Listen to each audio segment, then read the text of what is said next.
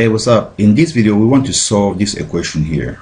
X squared minus 1, both squared minus 6x, times x squared minus 1 plus 8 equals to 0. The first thing we're going to do, we're going to let z, because we can use that for substitution because it's looking a little bit, if we can't expand it's going to be a little bit too much. So we will start by letting z be equal to x to the power 2 minus 1, okay, and replace it in the equation, replace it back in the equation.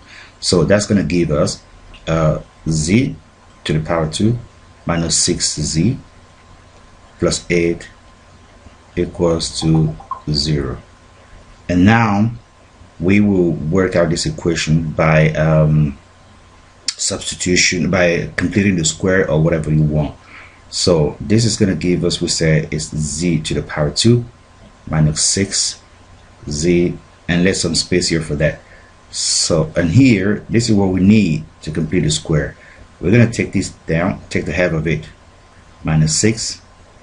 We take the half of it, okay, it is minus 3, the half of it is minus 3, and square root it and bring it back into the equation. So plus here, this minus 3 to the power of 2, and we didn't have it in the equation before, so we can cancel it out with another minus 3 to the power of 2, okay, and then plus 8, and that's what equals to 0.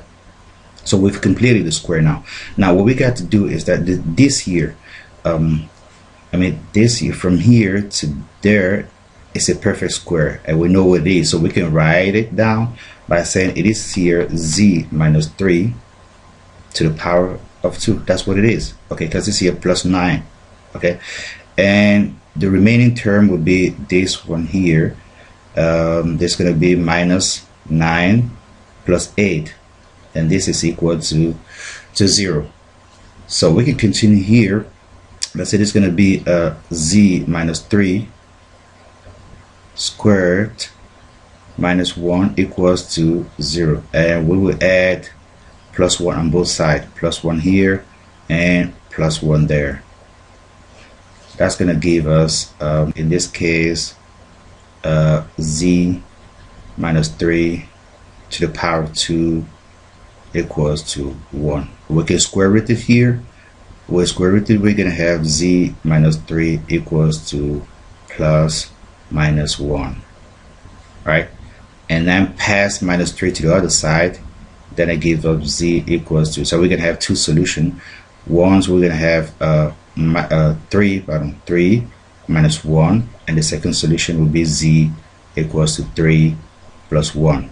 So we're having here therefore z equals to 2, and here z equals to 4. So that we found z, and we have to remember that at the beginning we replaced, proceed by substitution. So we're going to replace z with its value here, and then found the value, the value of x. So we'll say for z equals 2, that's the first thing we're going to do.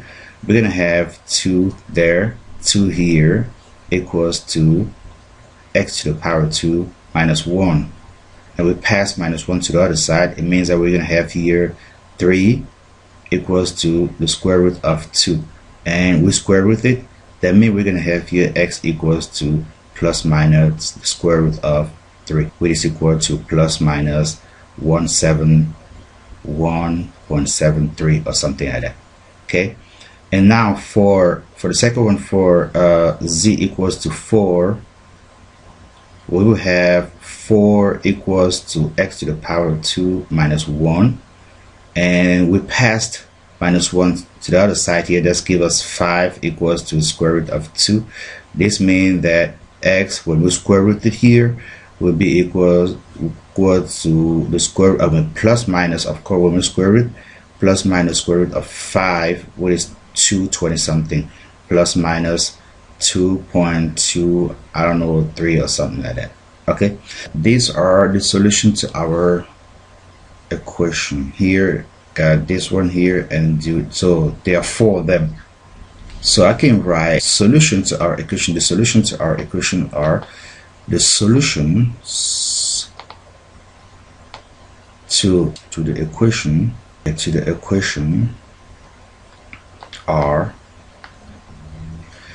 we get here x equals to minus 2.23, x equals to minus 173, x equals to 1.73, and x equals to 2.23. So those are our solution to the equation. Okay, so thank you for watching again. This has been the equation we'll be doing here, and see you later. Bye bye.